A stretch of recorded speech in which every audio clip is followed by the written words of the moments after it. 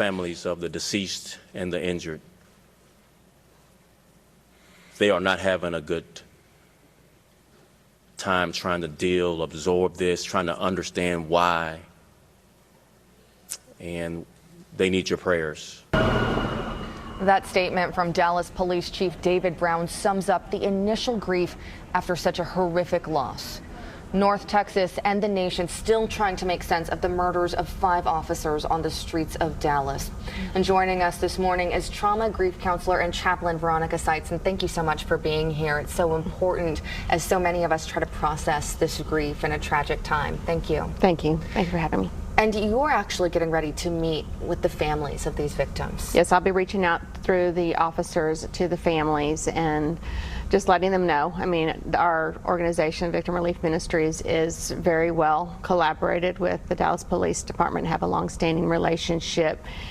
And to be present is one of the things that we begin to do, reaching out at the point when they're ready to receive. And they are ready to receive. It's just, it's a very tender time. So we don't force anything, we just are present. We begin to start, like you said, it is a process.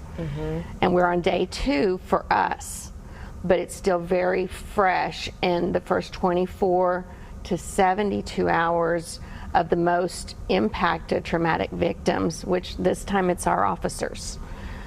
Is still an intake time. So they're not really at the place where they're beginning to process, but as a responder, a secondary responder, we begin to come alongside to activate what will create a wellness opportunity for them. How do you start those conversations with someone who's lost someone that they love just so recently?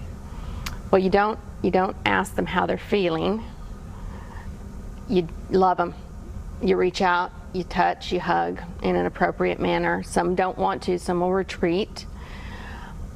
It's normal to want to ask how someone feels, but it's better for them to sense the presence of how deeply you feel, compassion, empathy, and sympathy. And there's a difference between the two.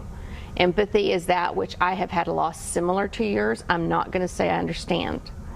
Sympathy wants to understand and may mistakenly use the words, I understand, you don't. Sympathy is not associated with the loss familiar to that. So this is a time in the community where when we have a tragedy, we never want to think that it is beneficial in the future, but it is.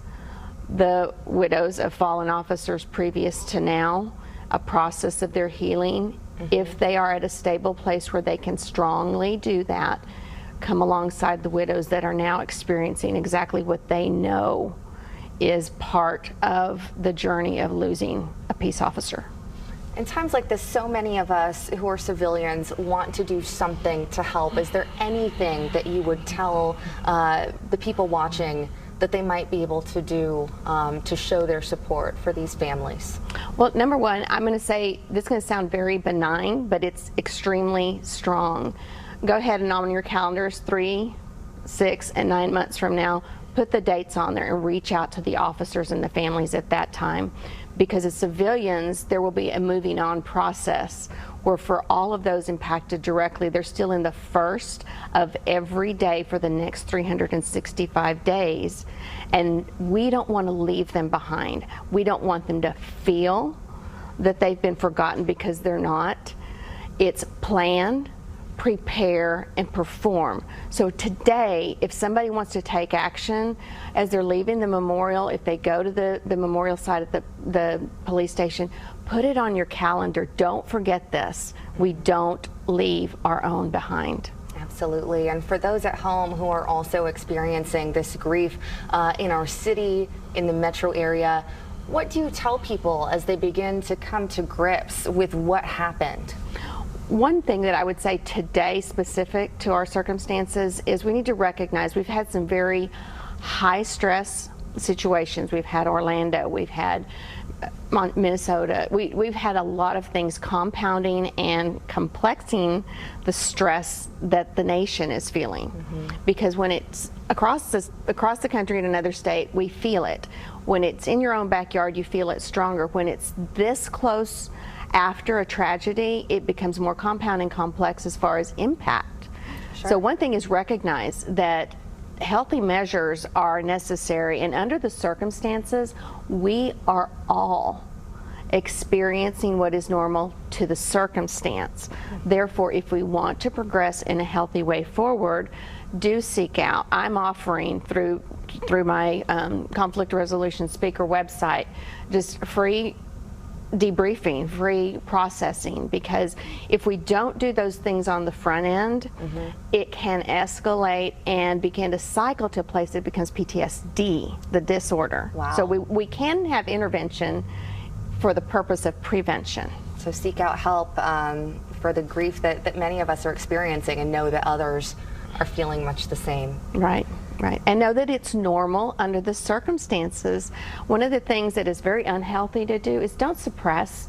If you have tears, it's the body's natural response system that detoxifies. It detoxes the endorphins, it releases everything that you need for your body to begin to feel better.